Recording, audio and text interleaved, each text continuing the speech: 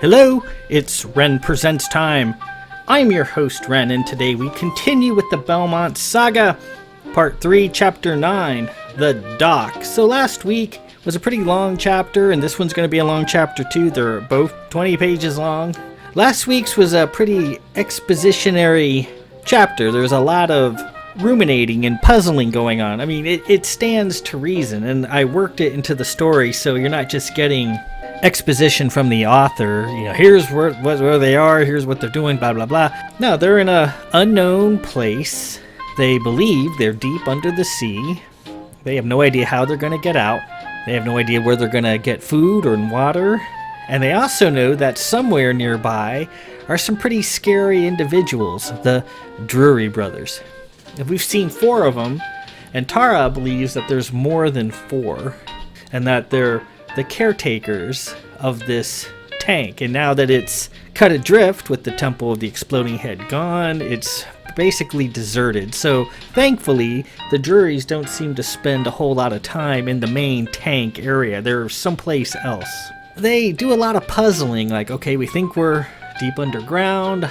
I don't think going up would be our best bet. I think it's probably going to go down. And they assume, they postulate that maybe the Drurys have captured the hulk of the Demophalon John and have brought it down into this tank someplace, so therefore there's a dock of some sort. And they also believe that they might have brought down the Seeker as well, because they claim that they wanted it for salvage, to do something with the Seeker. So okay, we saw they were inbound to our position before the Star of Marion whisked them away. The Seeker might be down here too, and our best bet is to get to the Seeker. They got a lot of people. The fleet crew are still trying to get their heads sorted out. Gwendolyn was on the point of stark raving madness, but seems to be making a nice recovery. Morgan Jeterix, though out of physical danger from her wound, can't really walk, so any place they go, they're going to have to carry her. And this place is huge. And they're also going to have to carry these civilians that were in the tanks also. And they were in there a lot longer than any of these other people were. And they seem to be in bad shape. Their skin is hurting them. That's what these tanks do. It drives them mad with pain. One of them was even going to try to blow his brains out with Tara's SK, but fortunately she palm spranded it. Stenstrom's pink holy stones seem to help, so he's got them all sedated. But they're going to have to get out of there quick before the Drurys find them there, because they don't really have a whole lot of weapons. They've got Stenstrom's Ints, which do a great job, but they're just 2 of them. They've got Tara's SK, but it didn't seem to be very effective against these robotic bodies the Drurys are inhabiting. Gwen has her Fadula and her Mims, which is going to do nothing. So they're basically sitting ducks. So this week we're going to continue the exploration of this tank. This time Stenstrom's going to go in the direction Tara out to them, down and to the east, as she says, or the opposite way of which he had already explored. So let's get to it. This is another 20-page chapter. Going to be a long reading, so let's make it happen. Not quite as much exposition in this one as there was last week. Thankfully, that was kind of a slog to get through for me. I hope it was useful. I hope it conveyed useful information in a meaningful way in the story, not woven into the story, so that these people are actually discussing these things because they need to know these things, because their survival depends on it. Anyways, let's proceed. Part 3, Chapter 9, The Dock.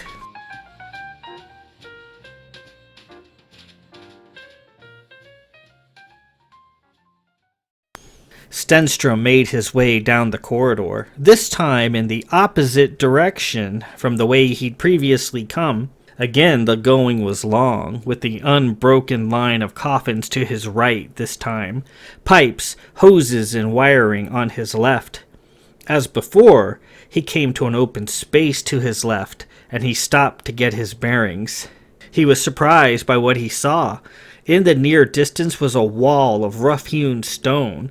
He could see several bulbous spheroids of glass and metal sticking out of the rock face, lit up in a fulgent yellowish light like several transparent zeppelins sticking out of the rock. Housed within the spheroids, he could see the black latticework of machinery, gantries, and walkways. He could see what looked like a highly advanced dock and hints of calm water. And he could see the battered nose of the Demophalon John looming over the dock. He was sure of it. There she was, Gwendolyn's ship. There was a tiny, ant-like cloud of mechanized movement all around her, like a corpse of a bird being dismantled in a slow, methodical fashion by a colony of ants. So their theory had been correct. The Demophalon John was being taken apart, bit by bit. Looking further, he found he could access the spheroid by way of a gantry several levels down. He quickened his pace. Shortly, he got to the end of the corridor. It was a relief to finally reach the end. He guessed he'd gone about 1 2/3 miles. Given the length of the other side of the corridor, he guessed the corridor in total was nearly 4 miles long. As on the other side, there was a hole cut in the floor for the plunging descent of wires and tubing. He cut their ties and moved them aside. He squeezed in. He went down 3 levels. Ahead, a gantry snaked along the rock face wall and entered the glass spheroid. Moving in the shadows as only he could, he worked his way across, unseen. There! Look there! From his new vantage point, he could see the Seeker floating at the dock next to the Demophalon John through the spheroid's glass. The Seeker towered over her. It was a stirring sight, seeing the old warbird in one piece, and he took heart. The Drurys must have intercepted the depowered ship shortly after they departed, found it abandoned, and grappled it down to the planetoid's surface using the advanced tech mounted on the head on the hearth.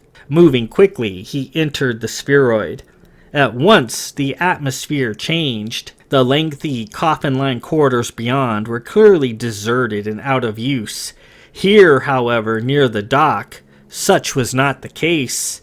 He instantly heard the sounds of intelligent movement, metal clanking, and muffled conversations. Drurys. There was Clem over there, just beyond the threshold, and also Innocent.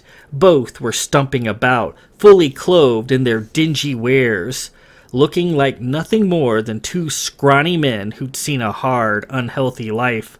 They shambled into the interior of the spheroid. Stenstrom followed. He needed information. He needed to know what their capabilities were and were not. It was a terrible gamble, but he had to take it. His people were depending on him. He made a deliberate noise. "What's that?" Innocent said, turning around and walking right past Stenstrom. "It's nothing," Clem said. "You been jumpy lately." Innocent looked around. Yeah, you too, huh? That guy in the coat we fought gives me the cleeps, and we ain't caught him yet. He was nowhere to be found on his ship when we hauled it down." "Well, the life ring was gone. Maybe he and his lot abandoned ship. Maybe Cronin's done eating him by now." Maybe, but I doubts it," Innocent said. "He could be squealing. He could be bringing the fleet." Stenstrom moved right past them. "The fleet won't find us. Cronin's will see to that." Stenstrom listened to this exchange. They couldn't detect him.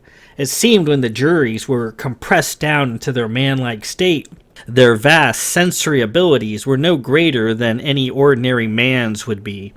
All this, their foul, accented language, their distressed clothing, their pretending to be scrawny men when they were in fact huge, vaguely man-shaped robots, indicated that all of their frailties, fears, and mortal limitations were imprinted into their computerized brains right along with their despicable nature, reducing them in their scope and the manifestation of their power. They were robots playing at being fouled, unrepentant, cowardly men, armed with boundless cruelty and limited intellect. They didn't need to be overly smart to fulfill their role, just had to be mean and unprincipled.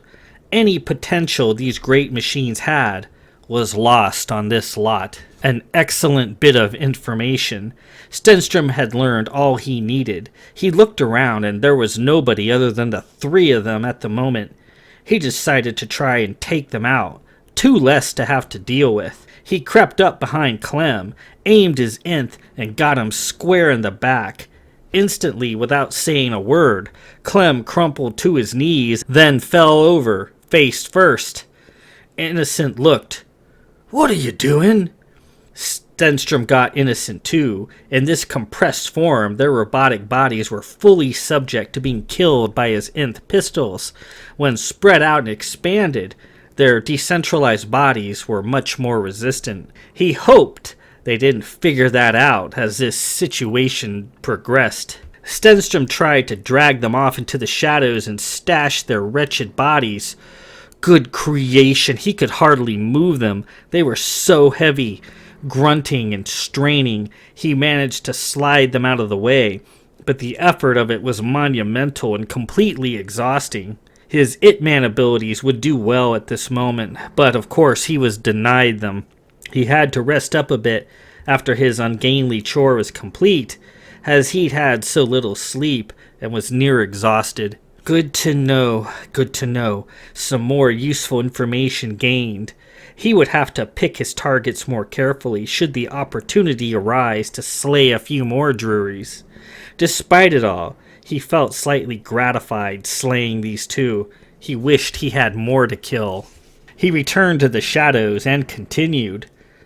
Ahead was a vast chamber cut of solid rock. The Seeker and the Demophalon John were floating side by side in shallow water by a highly mechanized dock, the Seeker dwarfing the much smaller scouting ship. There were a number of robotic arms mounted all about the Demophalon John, cutting off orderly pieces of hull plating with huge torches, swinging over and dropping them into a vast conveyor belt, which ferried the hull plates off to a large hopper.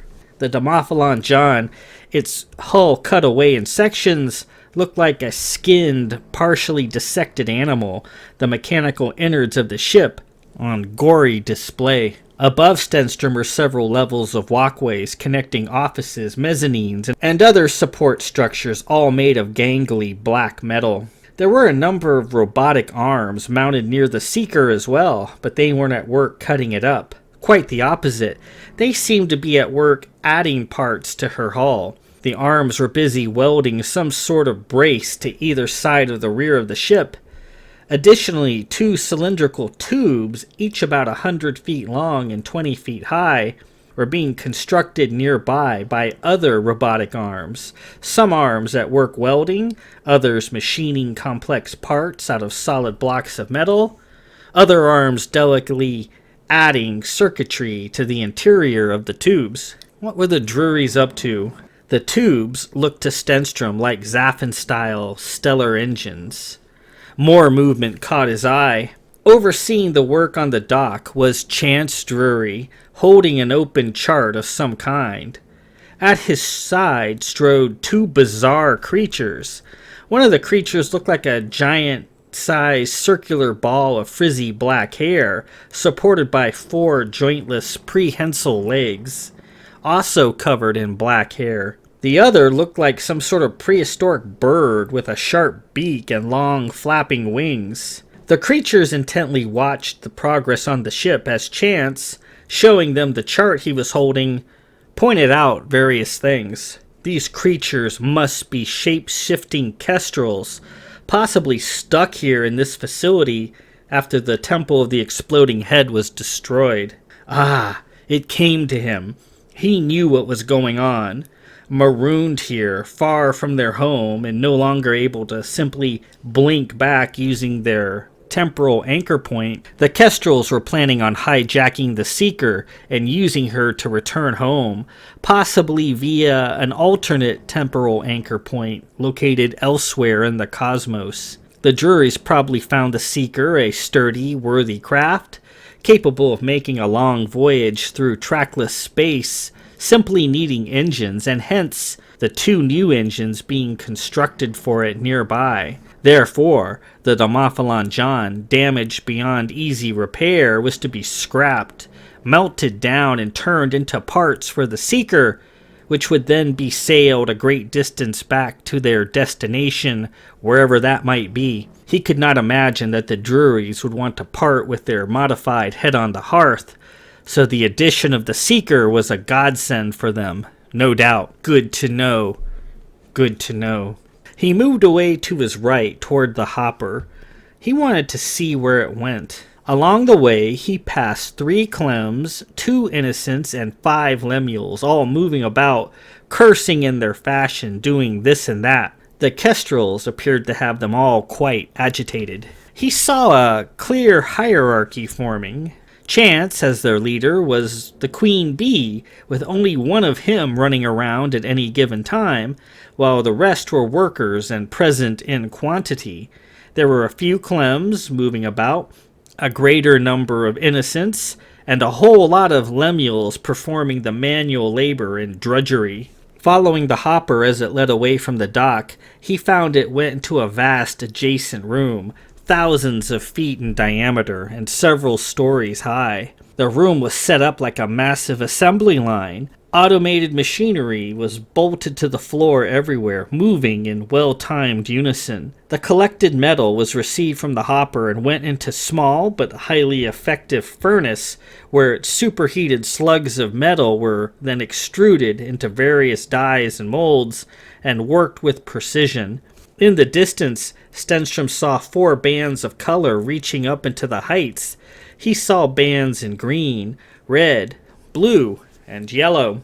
The bands were stacked neatly into tall individual chutes, were composed of tiny robotic squares. Obviously, the green squares were for Innocent, and the other colors must be for his brothers. As Aram surmised, the once proud Demophalon John was getting picked apart, bit by bit, to be melted down into replacement parts for the Seeker and the Drurys, complete with their bad hair, bad grammar, and bad intentions, an inglorious end, to be sure. He looked at the whole setup and took it in. Tara liked to ascribe supernatural abilities to the Drury, saying they were, in fact, manifestations of the boogeyman. But here it was, nothing but a product of automation, technology, organization, and a twisted conception. Lined up beneath the chutes on hooks were man-shaped robotic frameworks hanging from a silent assembly line that snaked off into another section of the room. The robotic frameworks were preloaded with a number of antennae and folded up head screens. The frameworks seemed peaceful as they hung there, asleep almost. Something was coming at him from his left. He quickly aimed and fired. The inch shot hit what looked like a seated person several feet away. Investigating, it was a primitive robot seated in a stuffed chair. It was a soup can robot with a cylindrical torso and basic articulated arms and legs. Its feet nothing more than a simple set of casters. It had a pair of cone-shaped metal funnels bolted to its chest area, almost like a pair of breasts. It had a primitive servomotor head and sported a wig of blonde hair and full latex lips. Scrawled across the torso was the word dunce. Stenstrom could only wonder what the thing was used for. As he puzzled over it, a long bank of computerized machinery came to life in lights and sounds. Screens printed high-speed readouts, and hydraulic pressure built up with a hissy fuss. The line of hanging bodies gave a clank, the bodies nudging into each other, and then they began moving in a assembly line fashion. The first body in the line stopped underneath the chute populated with green squares. Like ice cream being extruded from a tap, the green squares filtered down onto the body, knocking about in a cloud of movement. The squares covered it from bottom to top. Stenstrom was amazed how many green squares it took to cover the frame. The green chute above was now almost empty. Covered with squares, the green blocky body moved into a finishing station where specialized squares for his head, stomach section, and phallus were added. These squares were not green, but a shiny silver color. The next body in the line stopped under the red chute and soon was similarly covered. Two robots, Innocent in green and Clem Drury in red, were newly created, possibly to replace the ones he'd just dispatched. In front of a flickering screen, a massive amount of information was then downloaded to them. Their rotten souls and their demented memories converted into computerized patterns. Their large head screens came out and unfurled. A huge amount of data was printed off on the screens as they received the information. An automated piston slowly came forward. Behind the piston was a rack of seedy, dreary clothing just waiting to be put on. The two blocky robots, one red and one green, finished receiving their downloads. They then clunked away in ponderous steps and then began changing, their head screens retracting, the squares moving about on their bodies in a symphony of coordinated movement, locking into place, shrinking, and becoming dense. Flesh shot out of their stomachs, and soon there stood a naked Innocent and a naked Clem. "What in the name of creation just happened?" Innocent asked as they walked up to the rack and selected clothing. "I don't know," Clem replied. "We was standing in the antechamber, when all of a sudden, here we are." "Betcha them Kestrals did us again. Them fools be crazed. Be glad when they's gone." The two began dressing. "What we gonna do with our new guests marinating in the tank out there?" Innocent asked as he pulled on a white shirt. "Who cares? Let 'em rot. This place is shut down. Once we get rid of those two golden sad sackers, we'll need to start thinking about our future. Maybe we can use the tank for ourselves, create an army of slaves, and have at Cana." Stenstrom watched. Beneath the rack of clothing was a track carrying refuse back to some unknown point. Innocent and Clem pulled off lumpy bits of malformed flesh and tossed them onto the refuse track, like a tailor pulling off loose strings from a new coat. He didn't wait.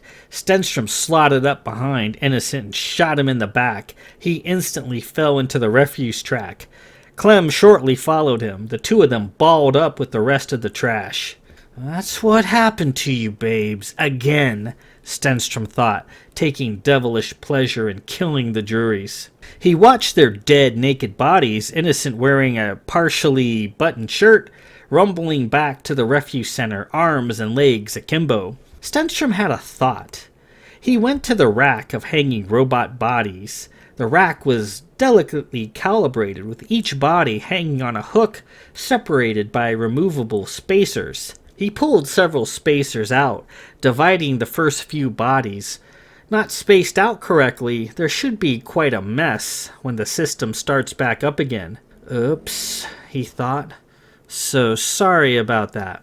He then had at the various consoles and stations involved in the complex creation of these monstrosities. He fired his ints, killing the various bits of equipment and circuitry. He felt greatly satisfied by all of this. He then stole back out of the automated room onto the dock. He encountered a group of Clems walking by. One of them was yelling, "Get that shite a working, or I'll have my wank up ya. Now move!" Yeah, shut it," came a reply.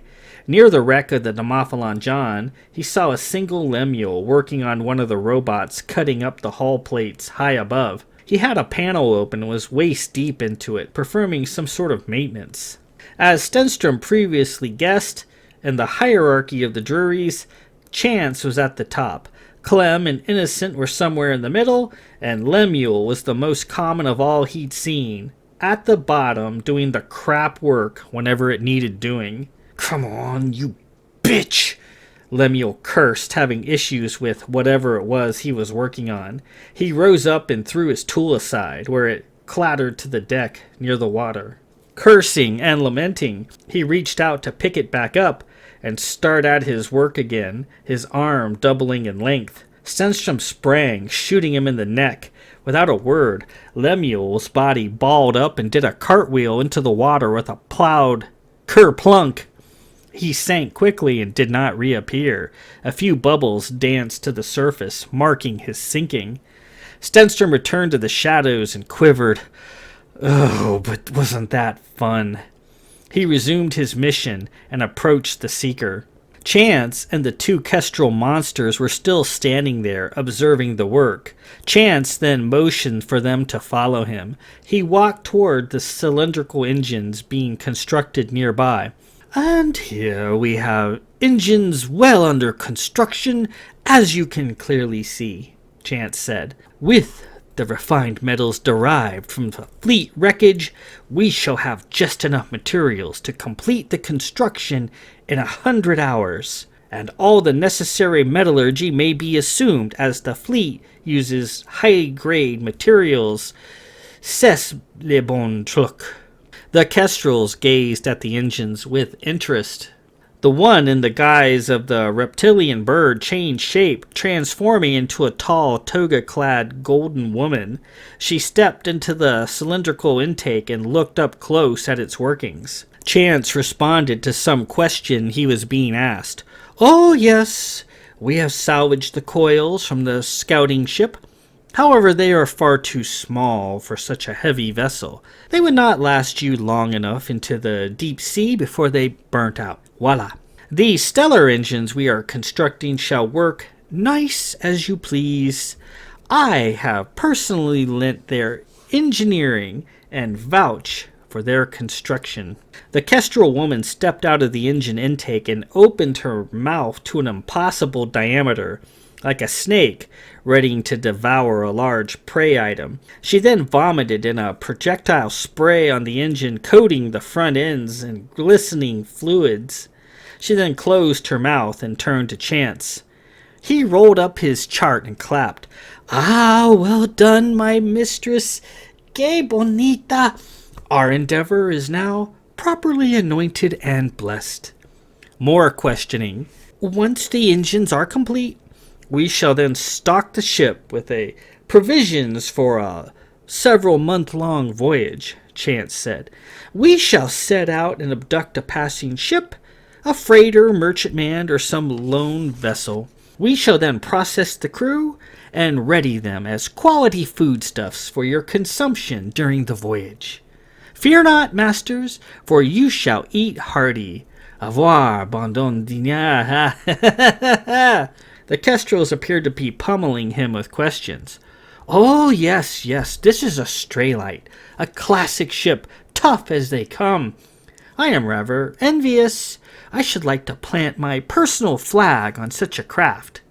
With this vessel, you may rest assured your trip shall be swift and uneventful." As the group inspected the engines, now dripping with Kestral vomit, Stenstrom saw an opening into the frontal section of the Seeker. Quickly, he started to go in. "What is that?" Chance said. Stenstrom froze. Chance took a few steps forward and looked around. The Kestrels came to his side. "I thought I saw something," he said to them. He took another step forward. He was just feet away from Stenstrom, who was hiding near the dock baffle. He clapped and then rolled up the charts he was holding into his palm several times. "Clem," he said calmly. "Aye," came a radio-like response. "You have stowed the most recent backs of trogs in the tanks, yes?" "We have." "Did you have any issues? Did any try to escape?" "Nah, they was all zapped out like usual." "How are they reading?" "We're not reading nothing, Chance. None of the stuff out there is properly functioning since we got cut off." "I see. We shall have to design custom telemetry units of our own to compensate when time allows. I wish a manual inspection to be made of their tanks and an exact head count delivered. I shall not tolerate this continued inefficiency, entiendo?" You and that fancy talking you like to do. Okay. It'll be a while, as we's a deadline to keep. We're trying to crack into the bowels of this scouting ship and get at the good metals there. Fleet ships are a whole lot tougher than the usual rust pots we snag. The dock cutters are having a hard time with it, and some are going down with the effort. "Well, please inform Lemuel that he may work the problem day and night until engine construction for the Seeker is complete, or I shall have him reconstituted into the female dunce body and compel him to inhabit it for a year or so. Understand? Aye. I would rather we not dance with the fleet. However, the situation calls for remarkable action. Our masters demand immediate return to their home. Proceed as best you can. Be advised. We shall shortly have a need to set out and intercept a passing craft. The captured crew shall be prepared as foodstuffs to feed our masters for their long voyage. They must be alive. That is a must. Ensure the head is serviced and ready for launch. Why can't we just prepare those fools we got in the tanks right now? Because they are to serve as Kalanju deckhands for our master's voyage home. They are to crew the Seeker. Inform Innocent he shall accelerate the Trog soak to speed the process. They must be fully ready in 100 hours. Comprendo? Yeah. Chance appeared inspired. Ah, look what fate brings to us. In 20 hours, I'm reading that a scheduled flight of school children from the Canaan city of Champion are to be bouncing down the lanes on their way to Anaris for a field outing at a lovely museum in Anari. How sweet. I want the head ready to sail, I want the ship lured off the lanes, and I want the children processed. They shall make for tender eating. Inform Lemuel, I want no breakdowns with the Casagrane weaponry this time, or, again, it's to the dunce with him. Aye. 20 hours and the head will be ready. Fine, vamos. Andale, Chance out. He looked around one more time and then stumped back to what he was doing. Stenstrom had a clear shot of the back of his head. No way he could miss. He burned to get this started, to settle with this miscreant, and then go marching into the assembly area and await his reconstruction, only to kill him again and again as a kind of recurring purgatory that he so justly reserved, with himself cast as the punishing angel.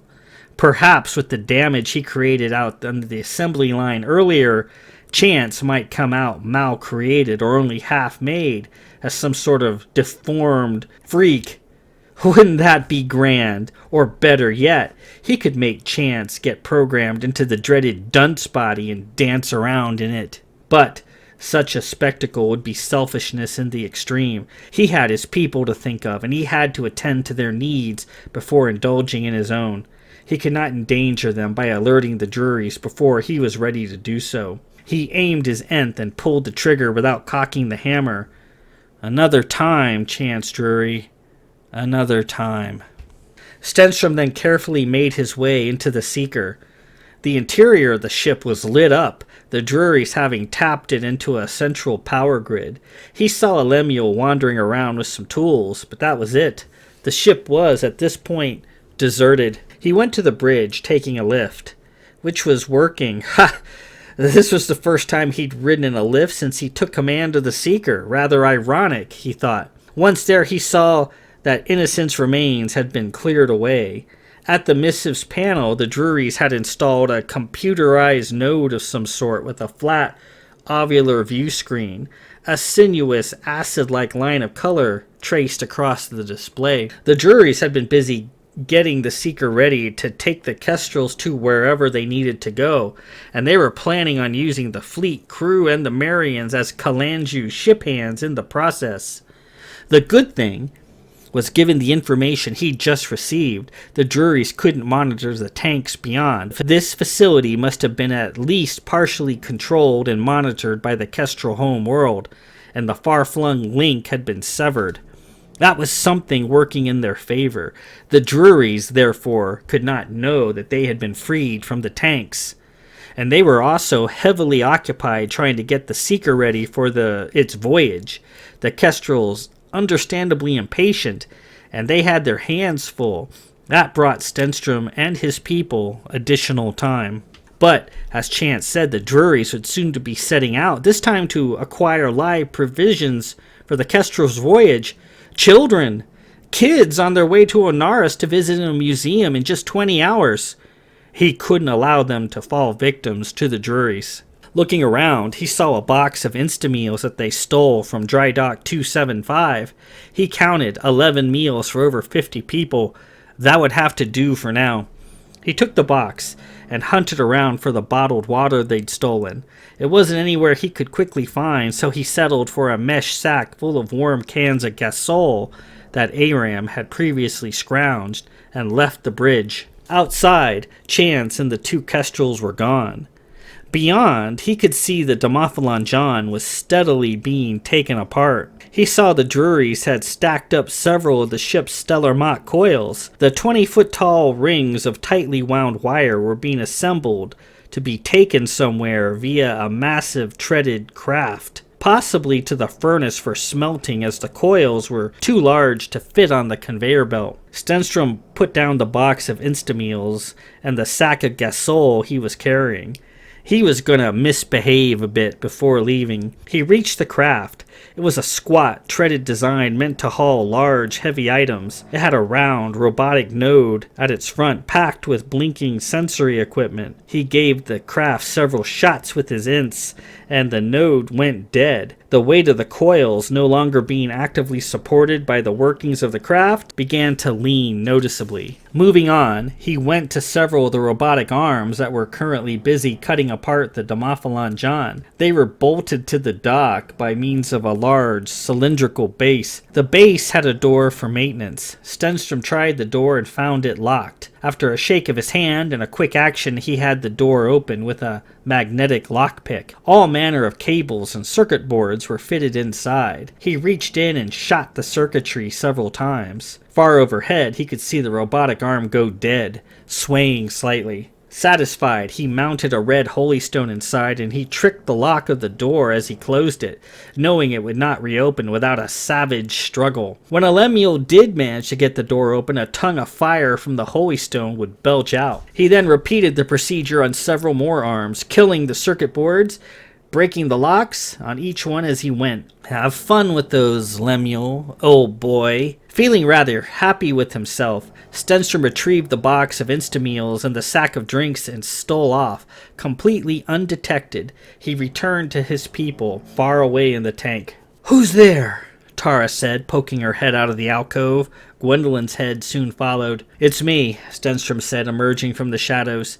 He sat down the box of Instameals and the sack of gasol. "I've been to the Seeker." "It's here?" Tara cried.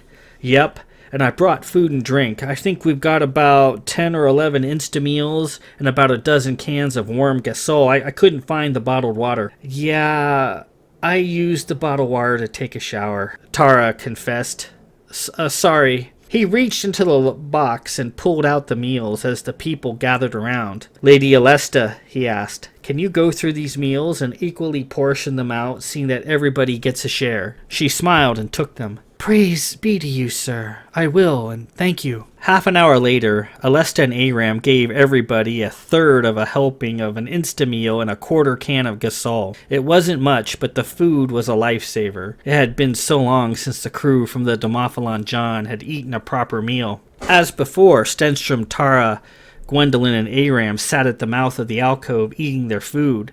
Between them, they had 2 cans of red and green gasol, which they shared. Morgan Jeterix was nearby, eating her meal with ladylike precision. Though still quite weak, she was becoming more alert by the moment. Lady Alesta, in the back, helping to feed the civilians who were in bad shape. Their skin, ravaged by the Kestral tanks, was in severe distress, and they cried out in agony. Helping them as best he could, Stenstrom produced several fresh pink holy stones and put them into their hands, partially resedating them. It appeared that only Stenstrom's pink holy stones was keeping them moderately comfortable. So here's what I discovered. The Seeker and the Demophalon John are in a large bay about 2 miles from here, 3 levels down, Stenstrom said as he ate his food. The Demophalon John is partially taken apart and melted down.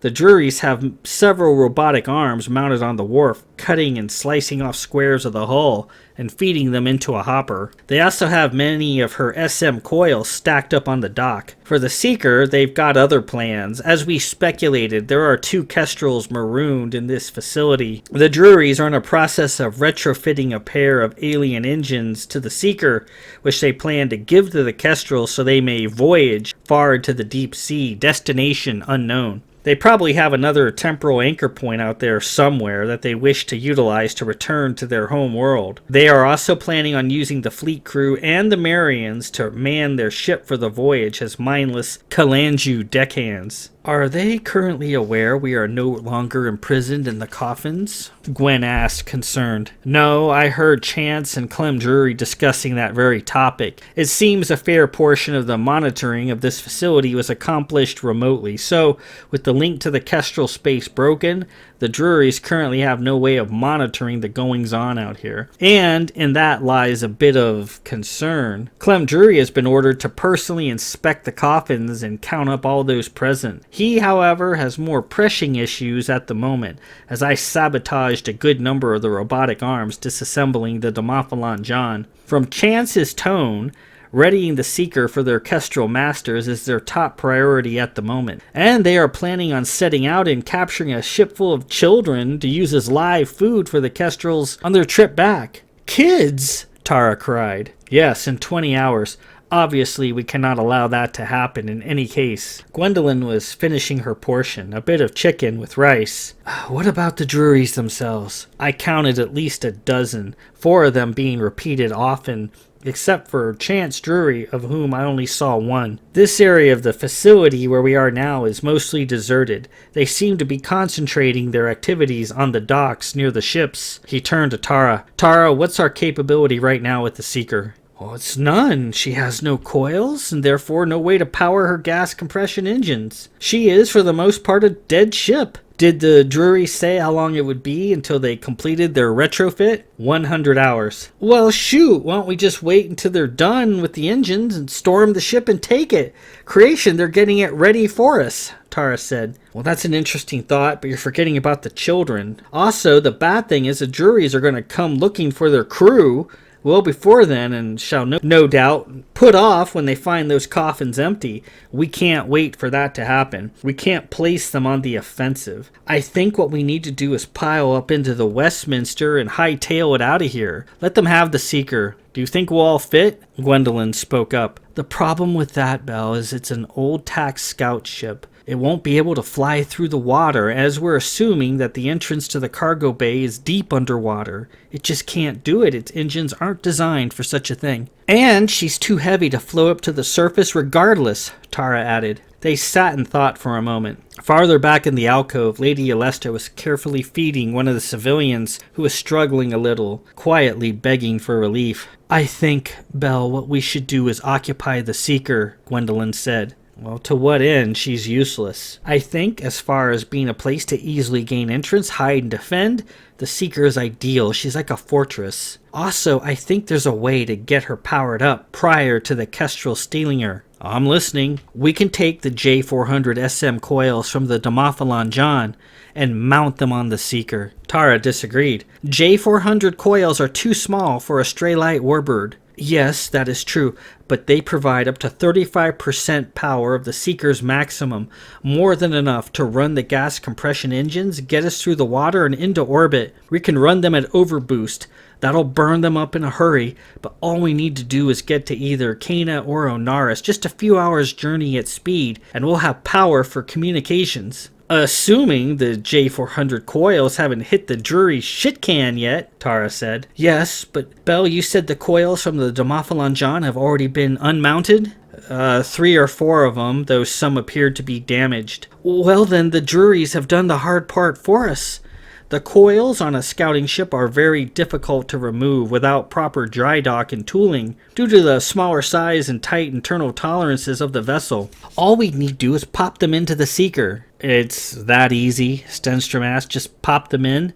Well, Tara said, jumping in, a stray light is designed to be able to change its coils in a battle situation, so they're fairly easy to mount. A standard fleet armada always has several V7 Antilles barge lifters along to just for that. Quite correct, Gwendolyn said, licking the sauce off her plate, obviously famished. Stenstrom offered the rest of his portion of beef and noodles to Gwen. Here, Gwen, have the rest of mine. No, the hard part will be getting everyone past the Drurys. They're everywhere down there.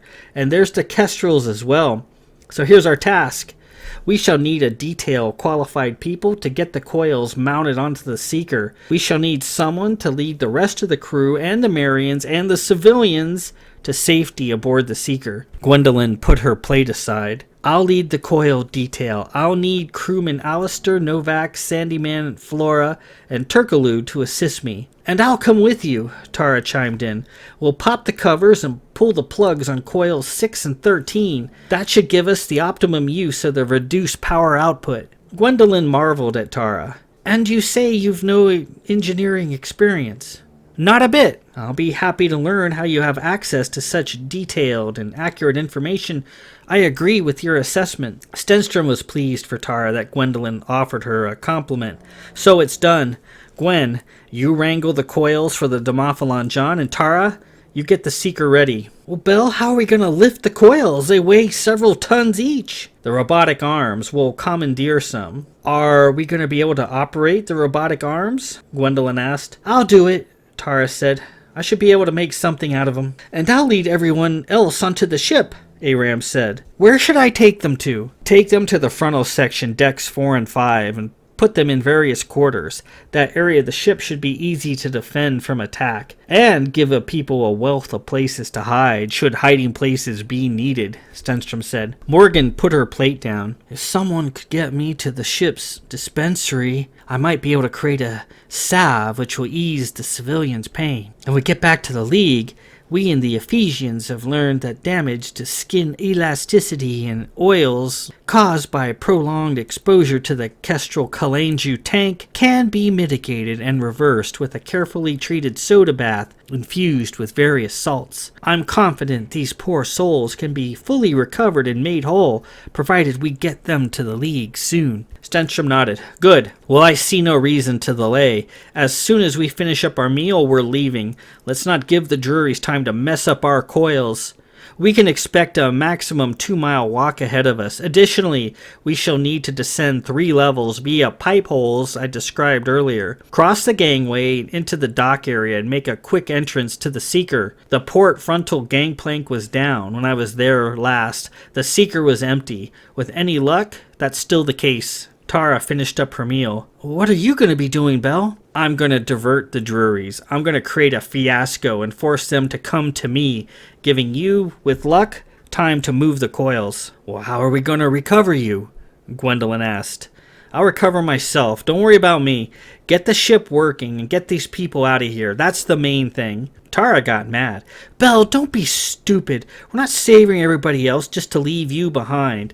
Think up another plan, because that's not acceptable. It's all right. The docks must be a little closer to the surface. I got all my stuff back while I was there. I'll be fine. Tara was skeptical. I think you're lying, Belle. I think you're just saying what I want to hear.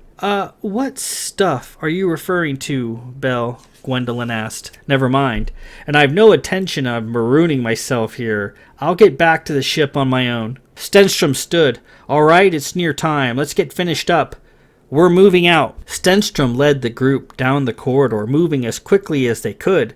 The Marians had made rudimentary slings out of their robes and from parts from the Instameal boxes and were bringing the civilians along, dragging them on the mostly shiny surface of the floor. Stenstrom's pink holystones keeping them as comfortable and quiet as possible. He was quite pleased by their progress. Tara trailed the group with Aram and Lady Alesta, shuttling back and forth, making sure everybody stayed together. Stenstrom carried Morgan Jeterix. Though weak, rest and her meal seemed to be working wonders. She was smiling and alert. I think I could rather get used to this, she said as he carried her. You're such a strong, handsome fella. Gwendolyn, walking nearby, rolled her eyes. How is your wound, ma'am? Please call me Morgan, and it's fine. It's itching somewhat, which is a good sign. After nearly killing me, Gwendolyn did a good job of patching me back up. Stenstrom looked back to see how the group was coming along. If I may, you said your name is Morgan Jeterix. What is Jeterix? Does that mean something? She smiled. It means I'm available.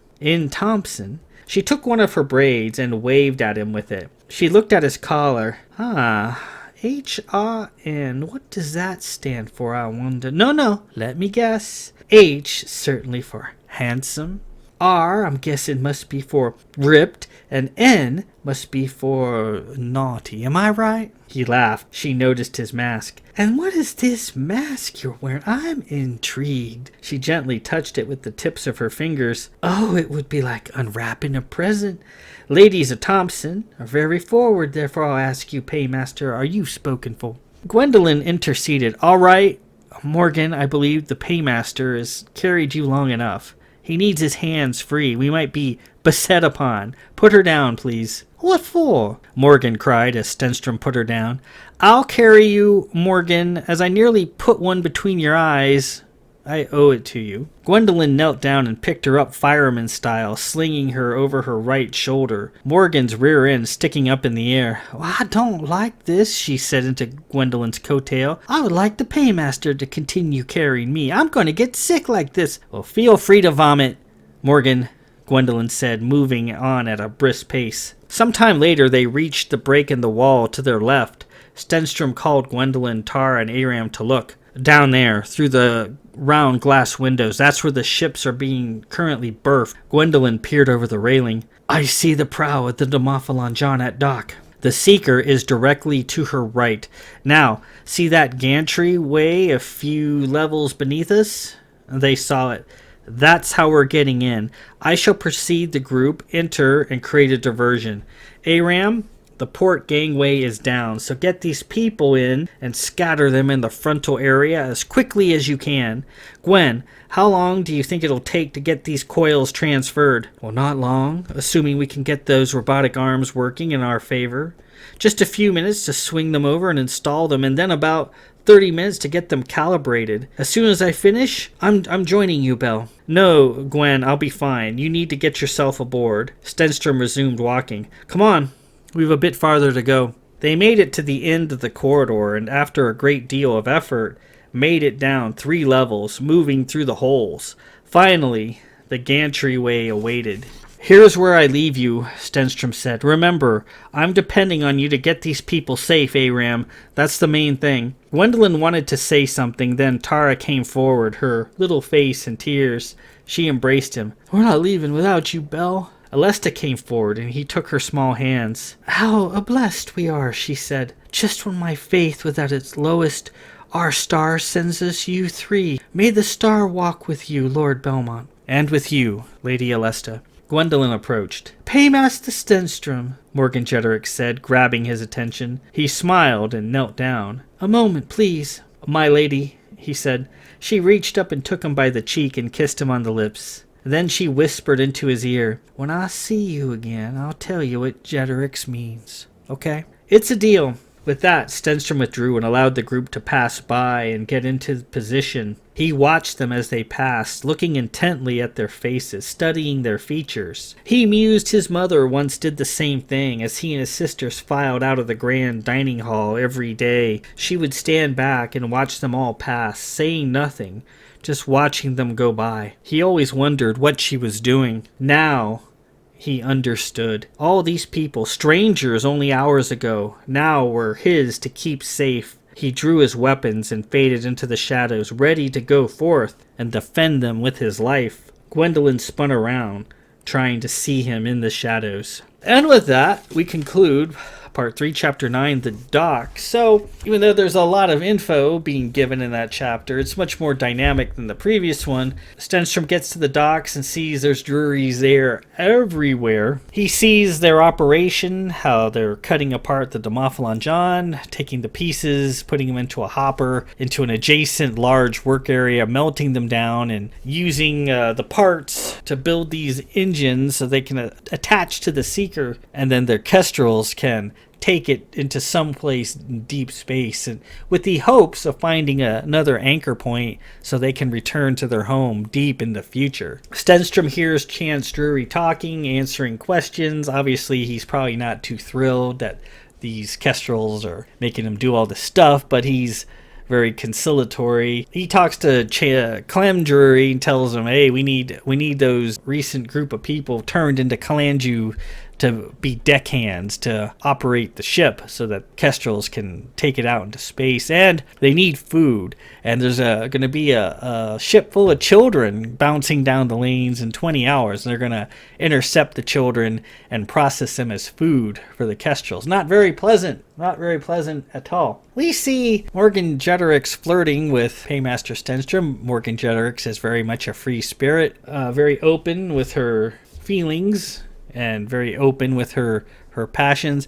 As we see in later books, Morgan Jeterix and Paymaster Stenstrom have a lot of tension between the two of them. They have a very sort of a primal, very lusty sort of relationship where they really want each other, but certain things are going on that prevent them from happening, though Morgan keeps trying, and Stenstrom finds himself liking her a lot, but he becomes entangled with someone else. So next week we continue part 3, chapter 10, Hello Boys. We're getting to the conclusion of this story, not about 60-70 pages left, only a few chapters. I hope the next one's not 20 pages again, because that's a lot to read. Anywho, hope you enjoyed that. I think that's a pretty good chapter. You get a lot of info, but there's a lot of useful things that you learn. Seeing Stenstrom, attack the Druries was kind of fun, at least for him. Until next week, this is Ren Presents.